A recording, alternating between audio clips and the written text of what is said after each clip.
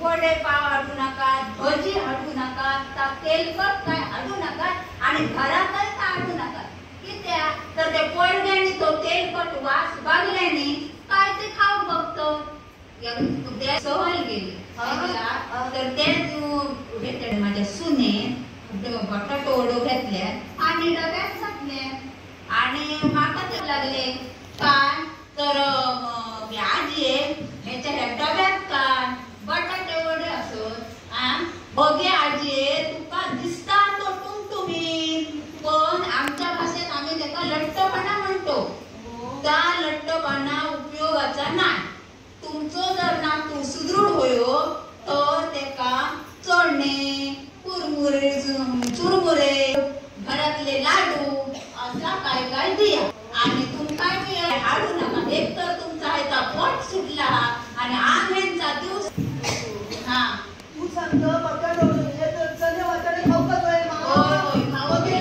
मग बटाटे वडे आणले तर काय झाला ते स्वाद आलात ना काय मी सांगलोय तसे हाडा. गुळ हाडा, शेंगदाणे हाडा, चणे हाडा, असं सगळं हाडा. तुमचं नातू तुमका सुदृढ होयो काय ना. आता जरा झाला वेळ झालो म्हणून तुमचा जेवून येऊया म्हणून बाजारात गेले. आणलंच नाही काय पोरग्याचा काय म्हणून विचारतो. तुला माहित आहे आता काय पोरा घरातलं काय म्हणून इथून पुढे हल्लं कॅनवारी हल्लं आवडीने खातो. आणि तुला सांगा अगे रोज शाळेत जातो लय की दे बाकी माझी तिने खाऊ दे. त्याच्यापेक्षा एक काम होते की मॅगीची पाकिट हाडतं वाट त्याच्यात पाणी घालतं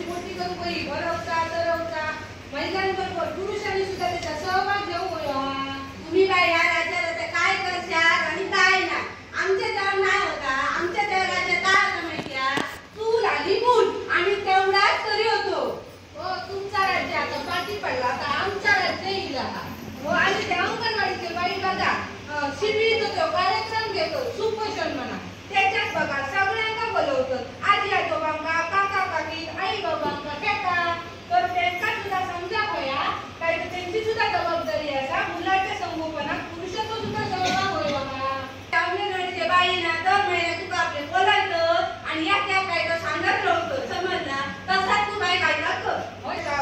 आनंदाचं शिक्षण घेऊ ते काय सांगतो गरोदर असल्यापासून 3 वर्षाचा जायपर्यंत आरंभाचं शिक्षण घेऊ घराकडे येतो त्याच्यात काय सांगतात आजोबांनी सकाळी उठला पोरग्या घेऊन बाहेर गेला त्याला मुलाला कोण काका कोण काकी कोण आताच्या पोरांचा माहित आहे काका करतो काकी खायची मामा करतो मामी खायची माहित आहे.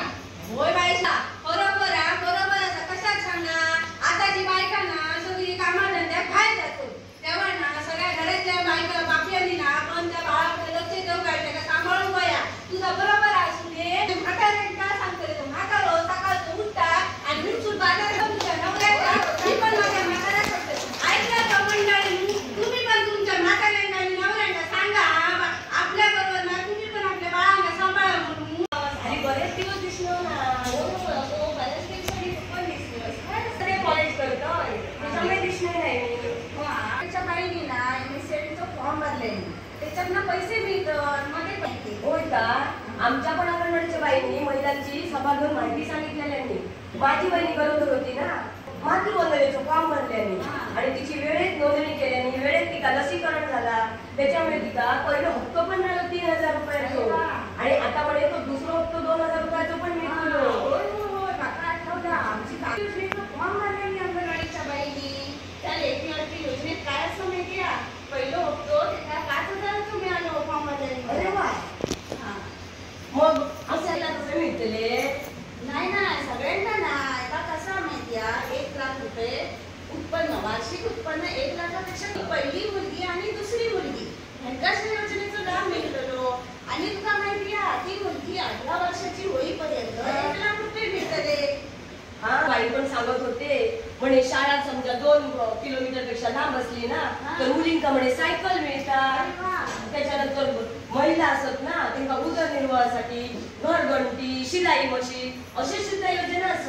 अगो पण मी ते म्हणजे दारिद्र्य रेषेखाली ना होया आणि वार्षिक उत्पन्न 1,20,000 पेक्षा कमी होया. होय ना असे जे शासनाचे योजना असतात आमच्या महिला बाल विकास केंद्राकडून आपल्याला मिळतं ना मग आपण आपल्या सगळ्या मैत्रिणींना सांगूया. होय होय म्हणजे जेणेकरून सगळी जण माहिती घेतील आणि आपल्या मुलांचे महिलांचे फॉर्म भरतील आणि त्यांना पण त्याचं काय गरम होता वाटेतल्या झाड झाडं असतलीच कशी झाडं नावच मिळणार नाही आणि असलेली झाडं तोडून तोडून आणि जंगलात तोडल्यामुळे काय करता माहिती असता ना. हो रानातले प्राणी सगळे गावात उतरले आपण मारतात ना हत्तीला तर दिसते. अगो हो ते माकड बघितलंस ना आई माझ्या केळ लावलेल्या त्याला एवढं मोठं बॉडी गेलो सगळं मोडून त्याची वाट लावल्या जास्वंदीच्या झाडात एक पाय ठेवलंच नाही गणपती काय फुल पण लावत ना. अगं हो तुला गंमत सांगतोय सगळे सांगतो अजून एक आईच्या नावात कशा अगो आपण आईच्या नावात झाड लावला तर आपण त्याची चांगली काळजी घेतलं त्याचं रक्षण करतलं. हा म्हणजे आई घेताना कशी अगो मागे सांगत का रानात बिये पेर काहीतरी झाडं उगावती.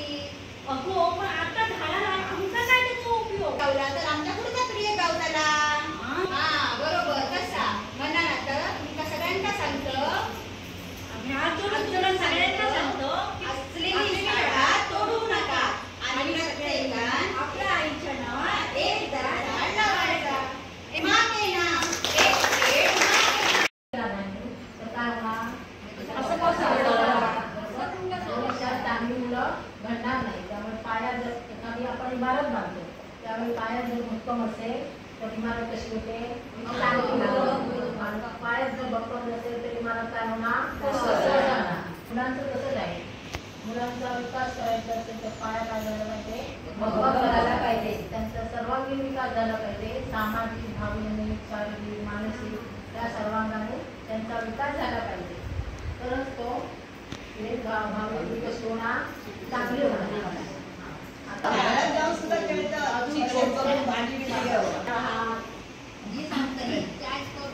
वस्तूपासून टिकाऊ वस्तू बनवू शकतो किंवा मुलांचा त्यातून विकास लोक माहिती हे बाई अंगणवाडीत ना बरं वेगवेगळ्या चांगल्या शिकवतात त्या मुलांना ना इंग्लिश मीडियम मध्ये